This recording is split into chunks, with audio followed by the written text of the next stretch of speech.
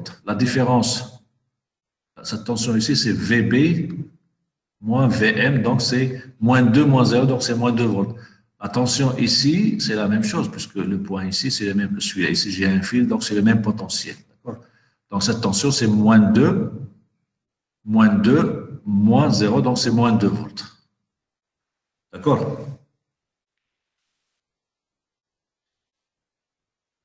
Donc, si on a compris ce que ça veut dire une différence de potentiel, une tension, et ce que c'est qu'un potentiel, maintenant on peut appliquer ça pour définir la loi des mailles. Donc, c'est la deuxième loi de Kirchhoff.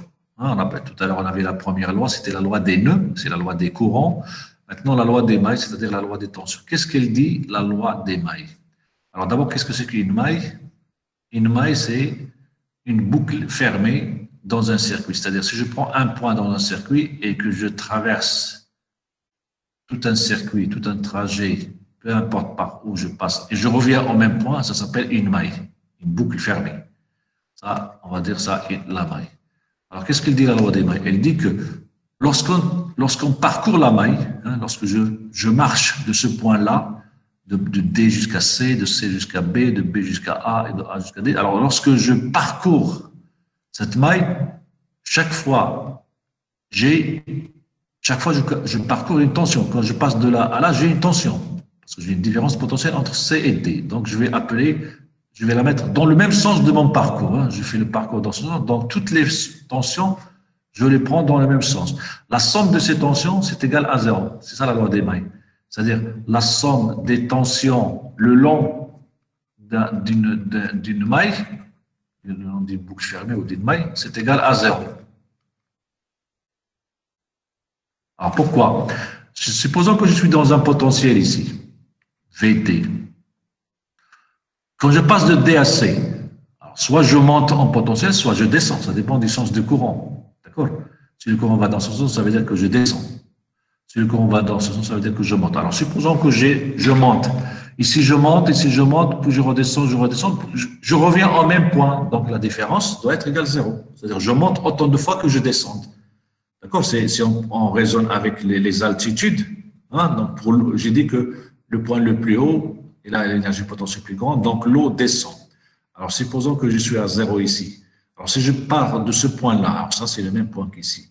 Je vais monter, puis descendre, puis monter, puis descendre. Alors, de combien je suis monté ou de combien je suis descendu? Eh bien, de 0, parce que je suis revenu à la même hauteur, au même niveau. Donc, la somme des... Alors là, je suis monté, là, je suis descendu, là, je suis monté, je suis descendu, je suis monté, je suis descendu. Donc, j'ai pris les flèches toujours dans le sens du parcours.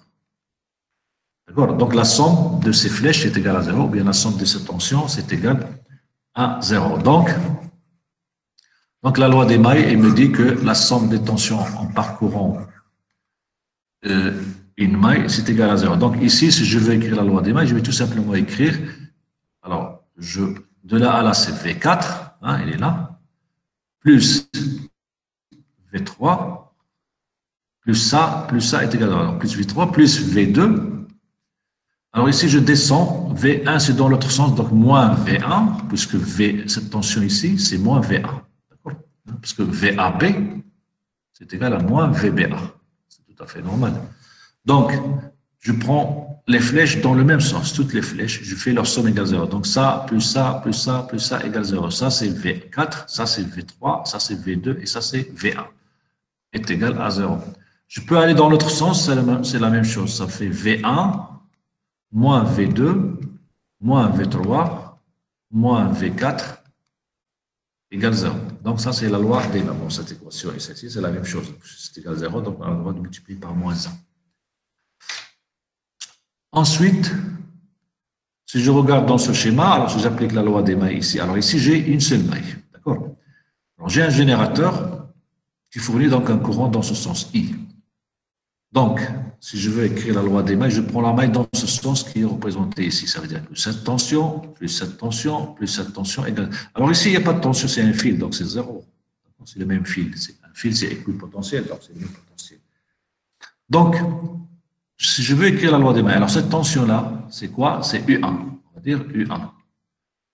Plus cette tension-là, Alors, c'est moins U2.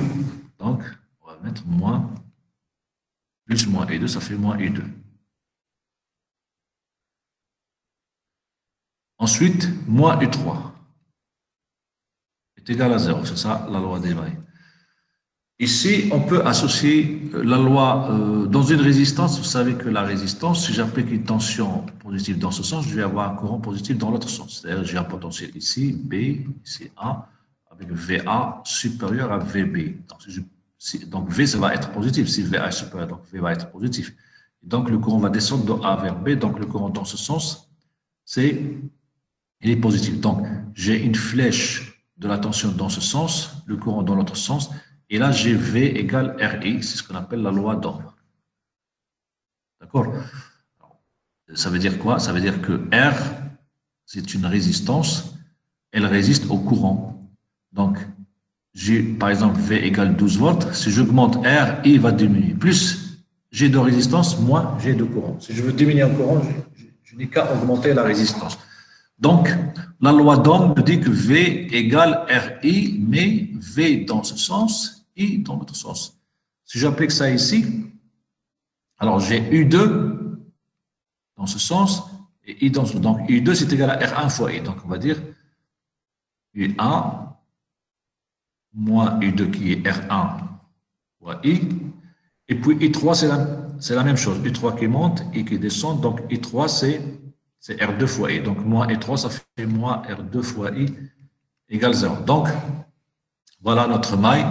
C'est U1. Donc, on a U1 moins R1I moins R2I est égal à 0. Donc, déjà, ça me permet de calculer I. I, c'est égal donc à U1 sur la somme des résistances 1 plus R2.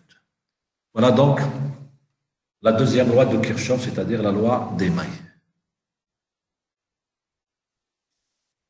Alors, on peut avoir plusieurs mailles, bien sûr, dans un circuit. Donc, ici, j'ai deux mailles, donc ça me donne... Alors, si je regarde le circuit, les données des circuits sont la valeur du générateur et les valeurs des résistances. Après, il y aura des courants I1 et I2 qui dépendent donc de ces résistances. Donc, ce sont des inconnus. Donc, ici, j'ai trois courants, donc trois inconnus. J'ai besoin de trois équations si je veux calculer tous les éléments de ce circuit. Donc, j'ai I1, I2 et 3 inconnus. Il me faut trois équations. Alors, pour avoir trois équations, une équation, je peux l'avoir à partir de cette maille. Donc, cette maille, c'est E moins U1 moins U2 moins U3 moins U5 égale 0, c'est ce qu'on a écrit ici. On peut avoir une deuxième maille ici. Donc, j'ai U3 moins U4 égale 0. Donc, j'ai la deuxième, alors la maille 1, ça me donne une équation 1. La maille 2 me donne une autre équation. Il me faut une troisième équation, c'est la loi des nœuds. Donc, ici, j'ai I1 égale I3 plus I2. D'accord? C'est la loi des nœuds. Donc, la loi des nœuds me donne une troisième équation. Et donc, je peux calculer les trois courants. Si je connais les trois courants, je peux calculer les tensions I3, I4, parce qu'il suffit de multiplier le courant par la résistance pour avoir la tension. Donc ici, dans cette maille, j'ai E moins U1 moins U2. Alors, dans la maille, je fais dans ce sens. Donc, cette tension, plus cette tension, plus cette tension, plus cette tension, plus cette tension. Alors, remarquez que toutes ces tensions dans le même sens, parce que je marche dans le même sens. Je pars de ce point et je fais le parcours dans le même sens pour revenir au point de départ. Alors là, c'est E. C'est dans le même sens. Là, cette tension, c'est moins U1, parce que U1, c'est dans ce sens. Là, c'est moins U2, là, c'est moins U3, et là, c'est moins U5. Et après, U1, donc si je prends I1, le courant qui va dans ce sens, donc I1, c'est le courant qui va dans ce sens, donc I1, on peut dire que c'est égal à Z1 fois I1. Donc, je peux remplacer U1 par Z1 fois I1, U2 par Z2 fois I2, et ainsi de suite. Donc à retenir la loi des nœuds, la somme des courants entrant dans un nœud est égale à la somme des courants qui sortent de ce nœud. La loi de la maille, la loi des mailles, qui dit que si on parcourt une maille, c'est-à-dire une boucle fermée, donc dans un seul sens, alors la somme des tensions qu'on rencontre est égale à 0. Et la troisième loi, c'est la loi d'Ohm. Donc, une résistance, elle est caractérisée par la relation V égale RI. Donc, dans une résistance, on a une relation entre la tension et le courant, c'est V